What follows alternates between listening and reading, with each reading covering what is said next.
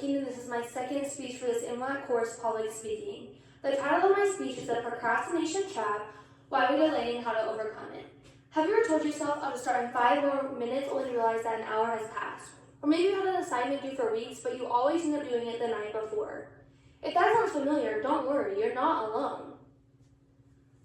Almost everyone struggles with procrastination at some point in their lives, but the weird thing is, even when we know we're doing it and we're making it harder on ourselves, we still continue to live in that life cycle.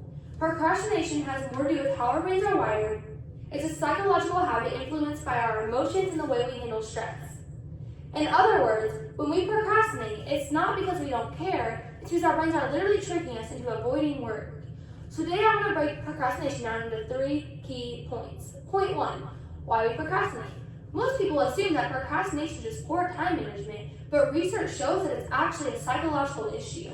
According to the American Psychological Association, procrastination is mostly driven by our emotions. When we are faced with a task that feels stressful, difficult, or just boring, our brains automatically look for a way to escape, and the easiest way to escape is distractions. That's when we have an assignment to do, we suddenly feel the urge to clean our room, scroll through social media, or binge watch Netflix. Our brains convince us that these things are more important because they feel better in the moment. Another major cause of procrastination is fear of failure. Believe it or not, a lot of people procrastinate. Not because they don't care, because they care too much. Perfectionists, for example, they often put things off because they're not afraid of doing them perfectly. But the irony is, the longer we wait, the more rushed and low quality our work becomes, which makes the fear of failure even worse. It's a continuous vicious cycle that's hard to break. And let's not forget decision paralysis. We procrastinate simply because we don't know where to start. Have you ever opened up an assignment, looked at the instructions, just felt so overwhelmed that you closed your computer and said, I'll just do it later? That's because when our brains feel overloaded, it shuts down and looks for distractions instead.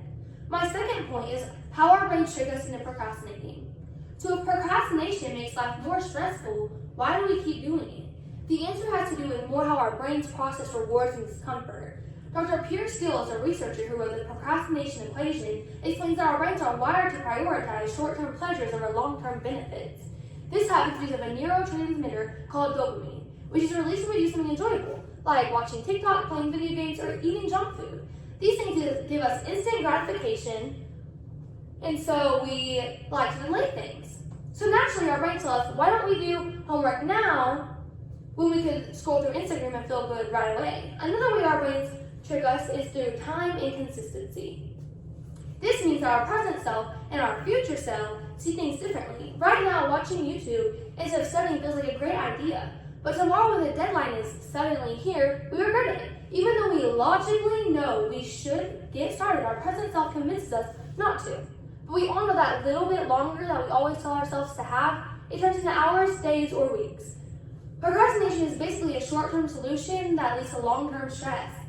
The more we give in our distractions, the longer the habits become. But the good news is, just like procrastination is a learned behavior, it can also be unlearned. My third point is how to overcome procrastination. Now that we know why we procrastinate, let's talk about how to stop doing it. One of the best strategies is called implementation intentions. This means making a specific plan for when and where you're going to do a task. Instead of saying, I'll do my homework later, you can say, I'll do my homework at 4 p.m. at the kitchen table. Another technique from James Clear's Atomic Habits is called the 2-minute rule. This idea is to make a starting task easy as possible. If you don't feel like writing an essay, just open up the document, write 1 sentence, and continue. Or you can just read 1 page of your workbook, because once you start, it gets easier to keep going. There's also something called habit stacking. This is my favorite. This is when you attach a new habit to an existing one. For example, if you always drink coffee in the morning, you can study while drinking coffee. And finally, the most simple but effective one is the 5-minute rule. Tell yourself, I only have to do this task for 5 minutes, and it will help you get started. At the end of the day, procrastination isn't just about being lazy or bad at time management. It's about emotions, fear, and how our brains seek short-term comfort. But the good news is we can break the habit. We can break it by understanding why it's important to continue in doing tasks.